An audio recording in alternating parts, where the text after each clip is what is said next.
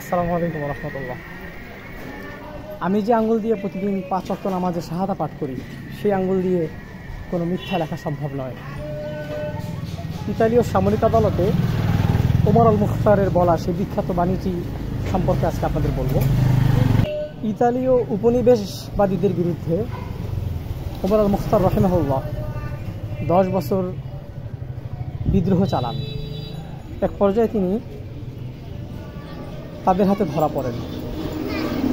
সামরিক আদালতে তাকে হাজির করা হলে বিচারক তাকে জিজ্ঞেস করে যে আপনি কি আমাদের বিরুদ্ধে 10 বছর ধরে সংগ্রাম চালাচ্ছেন?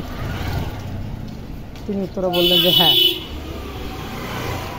হ্যাঁ আমি চালাচ্ছি। বলছে যে আপনি কি লিবিয়ান জনগণদের আমাদের বিরুদ্ধে এই সংগ্রামে উদ্বুদ্ধ করেছেন? তিনি উত্তর দিলেন যে হ্যাঁ আমি তাদেরকে উদ্বুদ্ধ করেছি। আপনি কি আপনার দোষ স্বীকার করে নিচ্ছেন? তিনি বললেন যে হ্যাঁ আমি আমার দোষ স্বীকার করে নিচ্ছি। এরপর আদালত তাকে বলল আপনি কি জানেন যে আপনার এর শাস্তি হতে পারে মৃত্যুদণ্ড? তিনি বললেন যে আমার মৃত্যু যদি এভাবেই নির্ধারণ হয় তাতে আমি খুশি, আলহামদুলিল্লাহ, এবং এর থেকে ভালো উপায় আমার মৃত্যু হতে পারে না। এরপর তাকে বিচারক বলল যে আমরা আপনাকে মুক্তি দিতে চাই,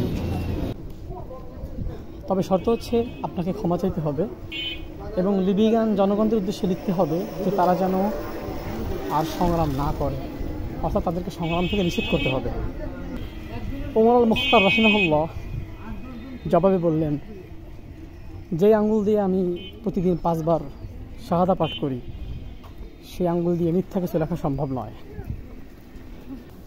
এরপর ইতালীয় উপনিবেশবাদীদের তৈরিকৃত সামরিক আদালত তাকে ফাঁসি প্রদান করে। তবে ওমর আল মুখতার রাহিমাহুল্লাহ সত্যের উপর দৃঢ় ছিলেন, ইস্তেকাম ছিলেন।